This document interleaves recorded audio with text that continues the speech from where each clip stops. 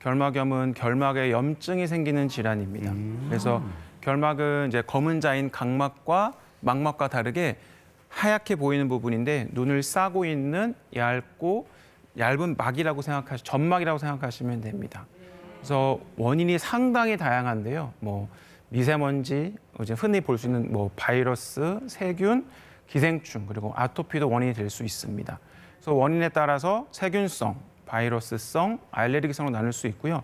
특이하게 계절에 따라 유행이 다른 게 특징입니다. 그래서 지금 뭐 봄, 가을에는 이제 미세먼지나 이제 뭐 그렇게 해서 알레르기 결막염이 많고요. 그다음에 이제 앞으로 올 여름에는 세균이나 바이러스 결막염이 많습니다.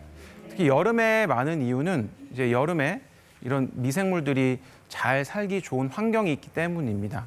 그래서 그런 결막염은 우리가 여름에 주로 볼 수 있고 전염성이 강하기 때문에 유행성 결막염이라고 부르고 있습니다. 그래서 유행성 결막염은 원인에 따라서 이제 급성 출혈 결막염이랑 제가 좀 이따 말씀드릴 유행 각결막염으로 나눌 수 있는데요. 급성 출혈 결막염은 이제 많이 아시는 아폴로 눈병입니다. 그래서 아폴로 그 비행선이 달에 착륙했을 때 아주 많이 생겼기 때문에 저희가 아폴로 눈병이라고 설명할 수 있고요. 오염된 손이나 물건을 통해서 간접 접촉을 통해 발생이 됩니다. 다행인 것은 증상은 비슷하지만 경과가 짧고 회복이 빠를 수 있습니다. 다음 주제는 제가 오늘 잘 설명해 드릴 유행 각결막염입니다. 각결막염하고 다르게 이제 검은 자인 각막에도 갈 수 있기 때문에 우리가 각결막염이라고 부를 수 있습니다. 원인은 이제 감기에 잘 발견되는 아데노바이러스이고요. 그래서 증상이 잘 생길 수 있기 때문에 이제 진단을 잘 내리는 게 중요합니다. 그래서 전염이 잘 되고 특히 물놀이 후에 잘 전염이 될 수 있기 때문에 물놀이 다녀오신 후에 반드시 잘 눈을 살펴보는 것이 좋을 수 있습니다. 저도 안경을 쓰고 있는데요. 이제 물놀이 가게 되면 안경을 벗으면 물에서 하도 안 보여서 저도 모르게 그냥 일회용 렌즈를 끼고 물놀이를 하는 경우가 종종 있는데 저도 위험하다고 생각하지만 잘 보여야지 저희 애들을 챙길 수 있기 때문에 저도 모르게 렌즈를 끼고 물놀이를 하는 경우가 있는데 이런 경우에 무슨 문제가 생길 수 있냐면 물에는 뭐 아무리 저희가 소독약을 풀어놓지만 세균이나 기생충 같은 것들이 있을 수 있고 그런 것들이 렌즈에 붙을 수 있습니다. 저희가 종종 흔하진 않지만 그런 경우에 발음하기도 어려운 아칸토 아메바 각막염이 생길 수 있고요.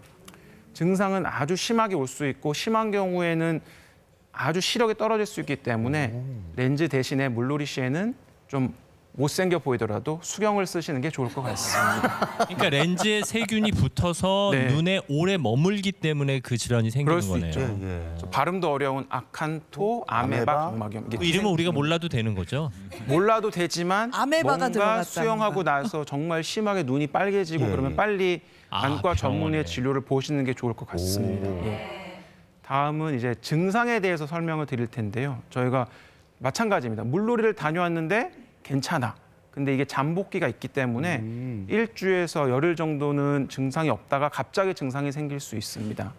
뭐 증상은 아주 흔하죠. 뭐 눈곱, 그다음에 시야 흐림, 이물감 등이 생길 수 있고 제가 주로 물어보는 게 눈곱이 얼마나 생기냐를 물어봅니다. 왜냐하면 눈곱이 심하게 생기면 다음 날 아침에 일어났을 때 정말 눈을 못 뜰 정도로 눈곱이 심하게 뜰 수 있습니다. 그리고 처음에는 한쪽에만 생기죠. 당연히. 그러다가 어느 날 시간이 지나면 반대쪽에 오게 됩니다. 의외로 본인도 모르게 눈을 비비는 경우가 많은데요. 그래서 본인이 비벼서 본인 스스로 전염을 시킨다고 생각하시면 될 것 같습니다. 하지만 이쪽 눈에서 저쪽 그렇죠. 눈으로. 그래서 처음에 왔는데 한쪽 눈에만 있다가 오다 보면 다음에 봤을 때는 반대쪽에도 가 있는 경우가 많은데 아마도 본인 스스로 눈을 비볐을 경우가 가장 흔합니다. 그래서 하지만 처음 발병한 눈보다는 증상이 경미하긴 합니다. 그래서 진단은 이제 당연히 어디를 다녀왔고 증상이 어떤지 물어보는 문진이 필요하고요. 그다음에 세극등 현미경 검사가 꼭 필요합니다. 이제 안과에 가시게 되면 항상 이제 선생님 만나고 얼굴을 마주보고 눈을 크게 뜨라고 하는 검사가 바로 세극등 현미경 검사입니다. 그래서 충혈 정도, 그다음에 범위, 합병 정도, 그리고 결막 상태를 확인할 수 있습니다. 여기서 또 중요한 것이 뭐냐면 이제 저 입장에서 이제 세극등 현미경 검사를 가지고 결막염 환자를 보기 전후로는 반드시 손을 잘 닦아야 되죠. 왜냐하면 선생님도 제가 환자한테 또 옮길 수 있기 때문입니다. 그리고 진료를 본 후에는 반드시 현미경 주변을 깨끗하게 닦는 게 2차 전염을 예방할 수 있는 방법입니다. 이제 진단을 내렸으면 치료가 중요한데요. 예. 아주 운이 좋게도 아무 치료 없이도 2주가 지나면 자연스럽게 증상이 사라지기도 합니다. 하지만 심한 경우도 있을 수 있기 때문에 저희가 증상 완화 및 합병증을 줄여주기 위해서 뭐 2차 세균 감염 예방을 위해서 항생제를 쓰기도 하고 이제 염증을 줄이기 위해서 뭐 이제 저농도의 스테로이드를 사용할 수 있습니다. 염증이 아주 심한 경우에는 이제 서로 위막이라는 게 생길 수 있는데 말 그대로 이제 거짓막입니다. 이게 염증이 아주 심해서 그런데 이런 경우에는 제거가 필요하고 제거가 하다가 아주 심한 경우에는 출혈이 발생할 수 있기 때문에 안과에 다녀왔는데 다시 출혈이 생기더라도 뭐 제거하고 나면 출혈이 생길 수 있기 때문에 걱정은 안 하셔도 될 아니 것 같습니다. 출혈이라니요? 눈에서 피가 난다고요? 그렇죠. 결막이 있고 결막에 붙어 있는 막을 저희가 이제 포셉으로 벗겨내야 되기 때문에 가짜 막이니까. 근데 이게 아주 이렇게 진하게 붙어 있는 경우에는 어우. 제거하다가 출혈이 생길 수도 있는데 제거를 하지 않으면 오히려 그것 때문에 각막이 벗겨지기 때문에 더 심각한 문제가 생길 수 있어서 저희는 웬만하면 제거를 하는 것을 권유드리고 있습니다. 근데 그 어우. 출혈도 걱정이 되지만 또 말씀해 주셨던 것처럼 합병증 오면 굉장히 또 잘못되는 거 아닌가 뭐 이런 생각 네. 들거든요. 어떤 합병증이 오는 거예요? 네, 제가 처음에 말씀드렸던 것이 증상 중에 이제 각막 혼탁이 생길 수가 있는데 예. 이게 바이러스가 각막에까지 침투하게 되면은 각막 군데군데 혼탁이 생길 수 있습니다. 각막 자체는 원래 투명해야 되는 조직인데 혼탁이 생기면 시력이 떨어질 수 있고요.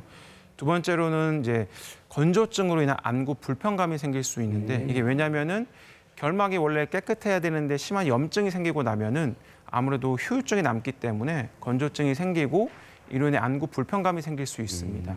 더 한 가지 안 좋은 것은 이제 아주 심한 결막염이 생기고 위막 때문에 각막이 벗겨지고 하는 과정 중에 저희가 약을 잘 썼음에도 불구하고 2차 세균 감염이 생길 수 있는데 이런 경우에는 각막 궤양이 생길 수 있고 이로 인해 시력에도 문제가 생길 수 있기 때문에 결막염이 있는 경우에는 좀 2주 만에 낫긴 하지만 뭔가 좀 본인이 이상하면 꼭 안과 전문의 진료를 보시는 게 좋을 것 같습니다. 요 예. 1, 2cm밖에 안 되는 눈에서도 별의별 게 다 일어나는군요.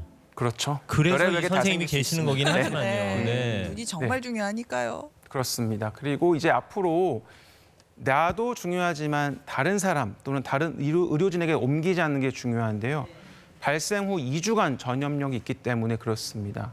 그래서 저희가 뭐 수건을 이제 예를 들어서 제가 감염이 됐는데 수건을 쓰고 걸어놨는데 제 아들이 수건을 쓰고 그 수건을 쓰면은 전염이 되는 것처럼 제가 만약에 결막염에 걸렸으면은 저의 컵, 수건, 침구는 따로따로 쓰는 게 좋을 것 같고요. 그다음에 웬만하면 모든 거는 끓여서 소독해서 쓰는 게 좋습니다.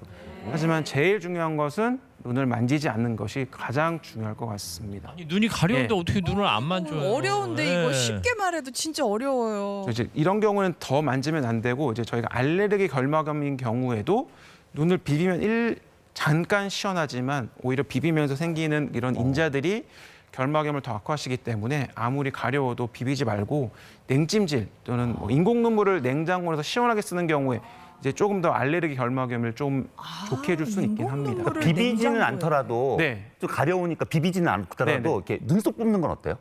눈썹 뽑는 그거 건 안 좋은 것 다른 같은데. 영역이긴 한데요. 예.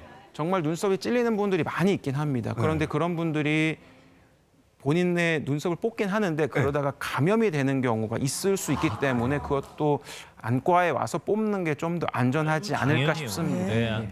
무리한 질문을 용서해 주세요. 아주 좋은 질문이었던 것 같습니다. 이제 마무리하도록 하겠습니다. 이제 결막염이 아마도 조만간 엄청 많이 보일 거고요.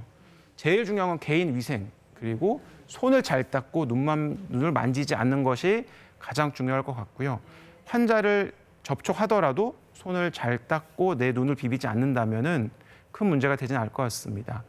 이제 이렇게 잘 해주시면 올해 여름도 이렇게 결막염 없이 깨끗하고 맑은 눈으로 우리 캠핑도 가고 바다에도 갈 수 있지 않을까 생각합니다.